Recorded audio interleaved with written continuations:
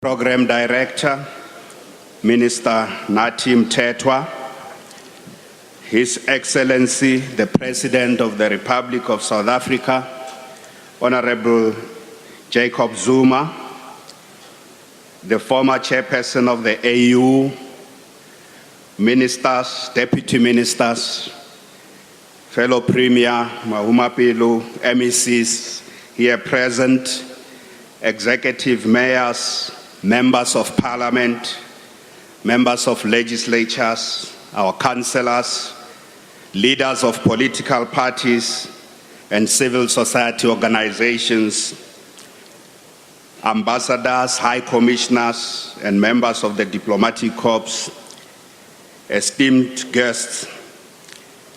Today, our nation takes a pause to look back at how far we have traveled in our journey to build a country free from all vestiges of apartheid and colonialism, a country free from all forms of discrimination. This journey started by our forebears more than 3.5 centuries ago, reached a decisive point on the 27th of April, 1994, when our country became a free and democratic country. On this day, 21 years ago, millions of our people voted for the first time together as equal citizens to elect a government of their choice. Today, as a young democracy that turns 21 years old, we proudly stand before you and say to our people, happy 21st birthday, South Africa. Happy Freedom Day. Happy birthday, Mzansi.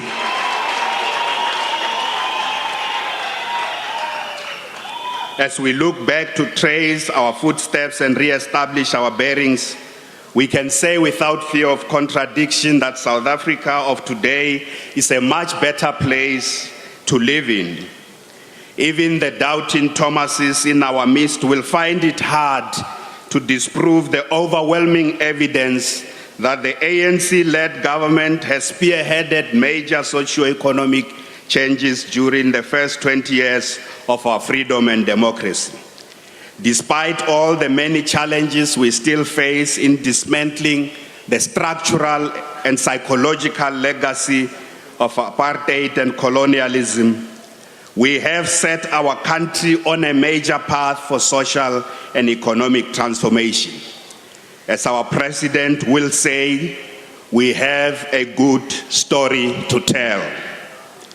Going forward, we ourselves have also acknowledged that in the coming decade, which we started, we need a decisive radical shift in order to tackle the persistent and stubborn challenges of poverty, unemployment, and inequality during the third decade of freedom. This is captured well in the President's inauguration address last year when he said, I quote, "Today marks the beginning of the second phase of our transition from apartheid to a national democratic society.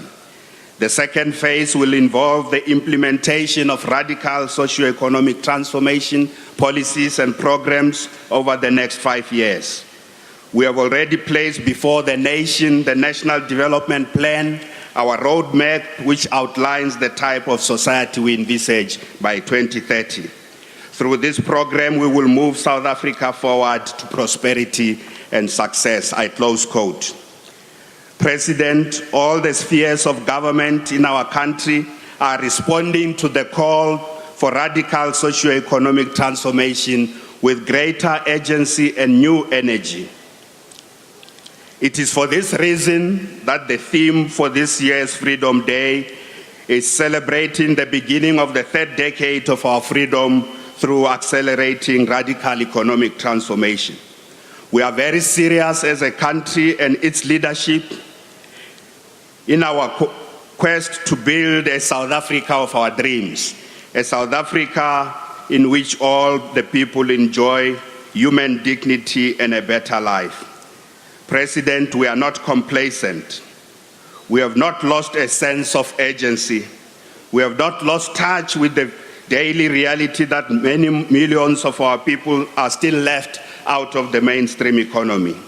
We are on the ground every day trying to unblock service delivery blockages and to fast-track transformation.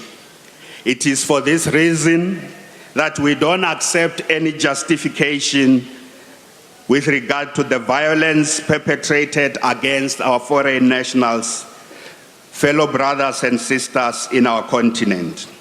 We continue to condemn the attacks on our brothers and sisters, and we will make sure that these barbaric acts never take place in our country.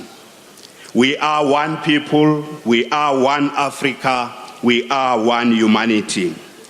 President, we want to thank you for having given leadership this past week so decisively to help us stop the violence.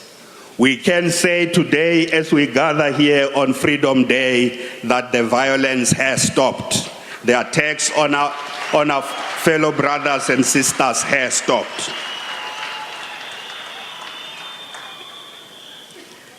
We will continue to work with civil society and faith-based organizations and communities on the ground to now reintegrate all the displaced brothers and sisters across the country.